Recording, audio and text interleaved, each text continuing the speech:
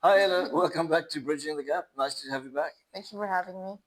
So it's been 2 years since you were last on the podcast on the audio-only version. So before we talk about what's happening recently, I'd like to rewind a bit and have a look at a few of the things that you said in that previous episode. So you were 13 at the time, and now you are 15. So let's revisit some of your experiences back then based on some of your responses, see what has changed and what is more sort of consistent or constant. So the first one, when I asked you about what learner profile trait sort of defined you as a swimmer at that point, what did you say? Balanced because you have to really maintain school life, swimming life, and also just your personal life as well. So it was balanced then, and it's balanced now as well. Yeah, definitely. Okay, so we'll look more into why you need to be balanced when we talk about your training. So that's coming up in a few minutes. So firstly, let's revisit some of the other specifics. Last time you talked about a training set that your coach was putting you through that was really tough. It was 8 times 100 meters. Can you remember the time that you had to do it in? I'm putting you on the spot. I don't think I can. It was 116. Yeah, that sounds accurate, honestly. Okay, was that freestyle or butterfly? I think. Butterfly. Okay, so how does that compare with the types of sets that you're doing these days? Nowadays, we still haven't actually gone to the nowadays, I sometimes even do 150. Like when we're doing 100s, I usually aim for 112, 113, and sometimes if I do really well, I do like 111. Okay. Off the block, I usually do like 109 training. Yeah. And sets of multiple? Sets, yeah, like multiple times. And like now we're going to start heading into the 150s and also doing like a full 200 fly because it just makes me more confident because I know that I've done it in training, so I can do it again. That's how I usually prepare. Like right after, usually like in February to March, like during this period of time, I usually start doing the more like longer distances. So I really just have the stamina built up, and yeah. Okay, well let's stay with that. You said February to March. Why? Why is well, that? Not February. Like usually after the Dubai Open, we start doing the more hard work, and okay. Dubai Open is always in February. All right. So. And is the biggest change since from 2 years ago is it volume of training or the pace of training or mental side or? It's definitely like the volume. Like before, I would think I would see a 5K set and I'm like, oh my god, that's so long. But now it's like, oh, finally only 5K.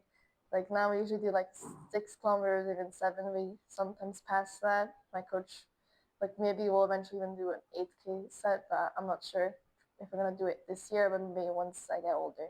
Okay, so, and this is 6 times a week, yes? Yeah, now it's gonna be 7 because we're gonna start also doing some morning trainings.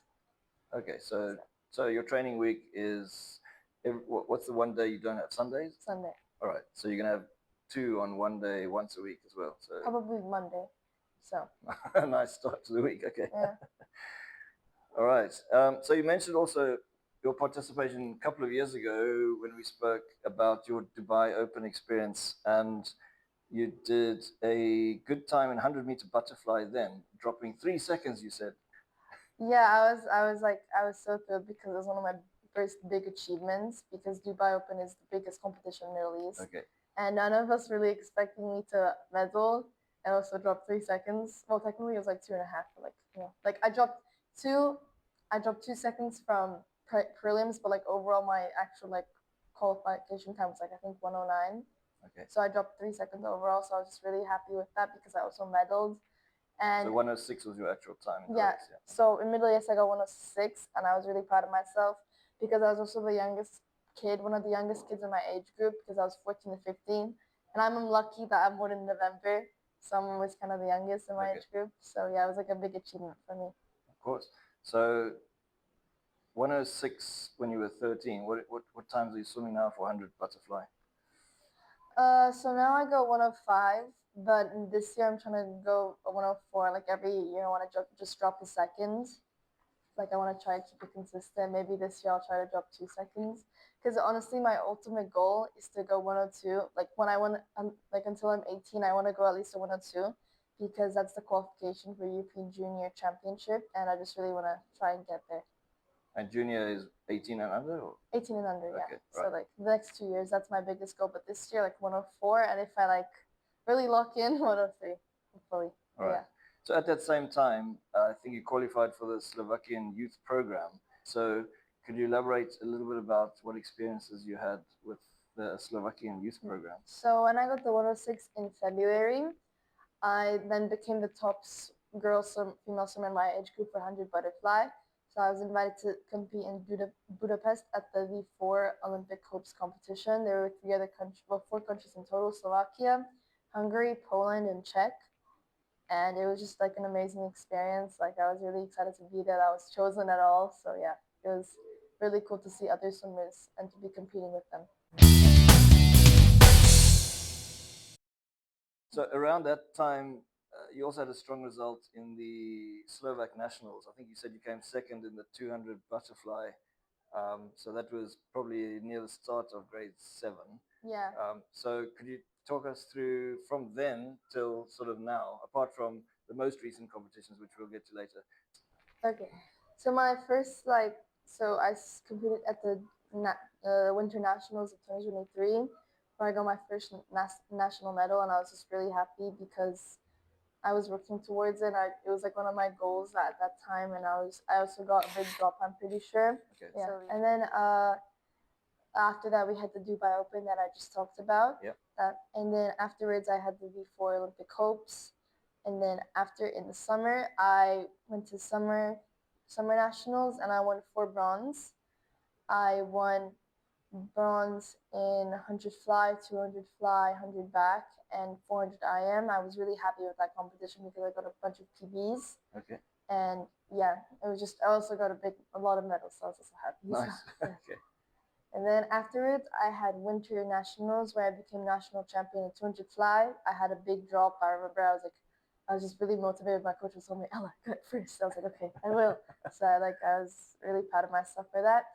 And then I got second in 100 IM, which I also really enjoy. Like that's a fun event. I don't swim it often because it's short course. So yeah. And then I got third in 100 and 100 back and fly. And then Dubai Open 2024, I came first and third in 200 fly and 100 fly. What age group? 14 to 15, the same age group. Okay. I was 14, so yeah, okay. Yeah, so that was good. And I got first in 200 fly. Like I wanted the race to be a bit better, but nevertheless, I got the first place medal, so I was pretty happy. And then the third one, even after a year of training, I only dropped 0.1 seconds in 100 fly. So I wanted to go faster, but I was also I was pretty exhausted that day, so I was happy that I dropped a bit. And then afterwards in May, I went to the speedo competition where I got first in 100 fly, and I dropped a little over a second, like 1.2. I went the 105, which then let me get into the A limit in Slovakia, because basically in Slovakia there are A limits and B limits. B limit is like you're part of the national team, but there are like many more kids. It's like 20 or 15 kids in Slovakia, and then A limit, to be an A limit, it's like really strict. So yeah, that was a pretty big achievement for me. So I was really happy. Wow. Last year during the same speedo competition, when I won 105, I did 200 fly and it was going like amazing. The first 150, like I was going my splits, and I was honestly, if I like kept the same pace, I probably would have gone 228s. I feel like in 200 fly, because it was honestly such a perfect race. I wasn't nervous or anything. I swam it, and then on the last 150, on the last 15, I got like a cramp, and I died because the same week we were doing many 150s. I wasn't like tapered or anything. Like I was sore the weekend, but I was like, so yeah, I was kind of like mad at myself that I got so tired in the last 50. So I was really disappointed that I didn't go sub 230 at least. But I feel like I can definitely do it this year. I would like to aim for 225, 226, because I know it's in me. I just have to not be nervous, and I just have to give it my all. So I'm excited to swim 200 fly again. So what date are we up to now? Now I was too sick to go to Winter Nationals, which was pretty disappointing because I was really excited. This was last year. This was 2025, and okay. Then this year I recently had the Dubai Open, and I wasn't able to medal because it's an open cut. I'm in the open category now, and you can swim with a 17-year-old, or you could be swimming with a 29-year-old. So it's very difficult to medal.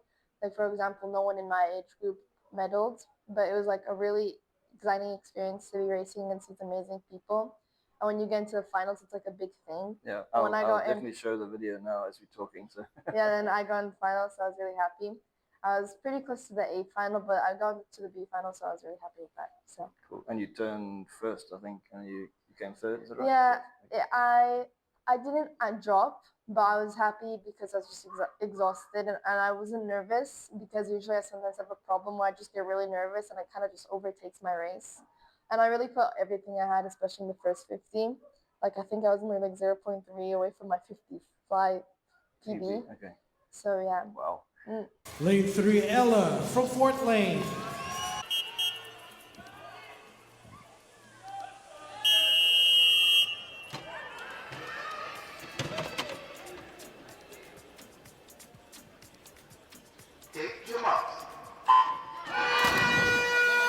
Okay, more 107s expected, even faster. I think it's going to take a 105 high or a 106 low to win this one, ladies and gentlemen. It's a big start for all these butterfly specialists. It's going to be Kloknova coming through for the fourth lane. She turns on a 30.39 now as the energy builds. Double kick per stroke it is going to be lane number 4. Look at that. Will she go under 107? I think she will. 106 high. Okay, so do you prefer long course or short course? For fly, I prefer long course because it's just in short course you have to do so many turns and it's just kind of annoying because you can't as the moment you're gathering speed then you have to turn and I just but I think it's like I don't know, I think I actually just prefer long course. Okay. Right. I was going to ask you later, but now that it's on my mind, what's your time for 200 IM? Your best. 200 IM, I go. Well, short or long, I don't know. Is it always a long or a short course? I do both. Okay. Well, just now in Middle East, I went 234 in 200 IM long course. I went a bit slow in the backstroke this year, so I'm definitely gonna if I just improve it, like if I just went the same split as I went before, I'll be able to drop like 3 seconds, I think. So yeah, I want to aim for 230 this year. So okay. So yeah. Nice. So what keeps you motivated then? I just enjoy it. Plus, I feel like I don't know what I do other than swimming because I don't know, it keeps me fit and also it gives me a hobby to do. I would rather give me an excuse not to do school, so okay. That's good. And you enjoy the group that you train with? Yeah, also everyone's like my friend, everyone's just so chill. But you're all from different nationalities as well, yeah? Many nationalities. Okay, so I mean that's just amazing as well. So that's really cool. So let's fast forward now. You mentioned the Dubai Open already. What else happened recently? The Trias. That was actually this weekend. So that's just a fun thing for you, I suppose. Yeah, it was a relay, and I like me and Max. Max, he's in the national team for triathlon. I've known him for a really long time, and I did a relay with him before, and we wanted to do it again. So I was happy, and we brought in a cyclist, Marcus. He's from Dubai, and he's like an insane cyclist. He was holding. Yeah, I saw his time. That was quick. Yeah, so very quick. Yeah, you guys won by 10 minutes, so that's not too shabby. And I think you were first out the water, weren't you? Yeah. Yeah, quite easily, in fact. Right, which is pretty cool. I was in the water a long way back. So let's talk about performances. I think we've mentioned a few times already, but which times are you happiest with? Which times are you, I don't know, not frustrated, but you would like to sort of emphasize more? I'm happy with my 100 to fly, and I also did pretty good in 400 freestyle Middle East. Obviously, in the third 100, I didn't go as fast as I wanted to, but I was also first by quite a lot. And there is no one really. This is the Dubai Open. Yeah, in my heat. So yeah, but so I'm happy with it, but I feel like I can definitely go faster if I just push the third 100. And 100 fly, I go 105, and I would really like to go 104 this year, but I'm still really happy with that event. And what sort of strength training? What does strength training look like these days? We just do weighted squats and we jump with them, for example, or we just press ups, just explosive stuff. Yeah, explosive stuff largely, basically, okay.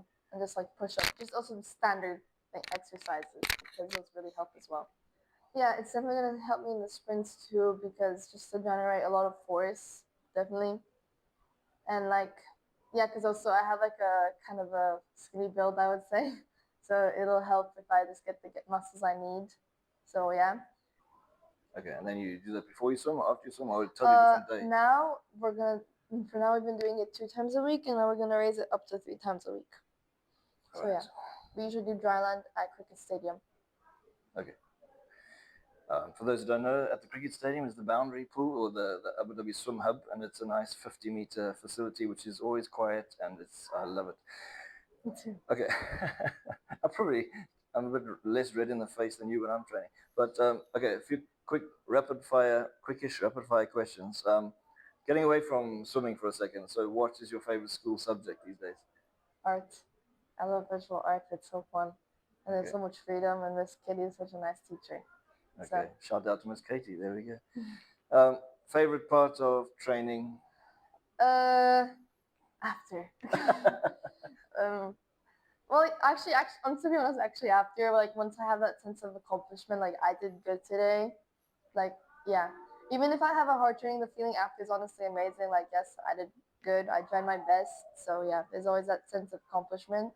That feels nice after training. Satisfaction. Yeah. What's your least favorite set? Honestly, it depends on my mood. If it's like a Saturday morning and I'm tired from the entire actually no, a bunch of 300s because those can be so boring and so painful. Like 5 times 300 fast. And what might you be doing if you weren't a swimmer? Honestly, probably triathlon. If I went to swim like sports fights, I'd probably do triathlon because that looks like a fun sport. And something you can do later in life. Yeah, I feel like you can honestly do triathlon whenever. Like obviously not like you'll be fine with the running, and you might be okay with the swimming, but yeah, it's the cycling you need to obviously. Yeah, the cycling I definitely would have to work on, but like I mean, if I didn't do any sports, I feel like I would just draw and read. I'd be like an average teenager. I feel like go to the beach Average sometimes. teenager who's still a high achiever academically as well. So what race do you enjoy most right now? 105. It's just like it's just fun. Yeah, it's fun. And you are very good at it. Is there anything that you wish I'd asked you that I haven't asked you that you'd like people to know about Ella at this stage in terms of your swimming, your hopes, dreams, expectations for yourself? No, I think I said everything. I don't think I asked you, like, you alluded to European Junior Championships. Where is your thinking at the moment in terms of after school studying? Well, even me and my mom are talking about it right now. Probably either America or Slovakia, because it's like close to home in America. Because it's like good for academic and sports. So yeah. Okay. And I feel like I can honestly maybe qualify for like later in life, like European championships. Yep. I feel like I could. Yeah. Yeah. Olympics, maybe. Olympics, inshallah. Yeah. Depends how much you want it, I suppose. Yeah. And it just depends like where I go to train and stuff. I feel like if I'm not too busy. So. Okay.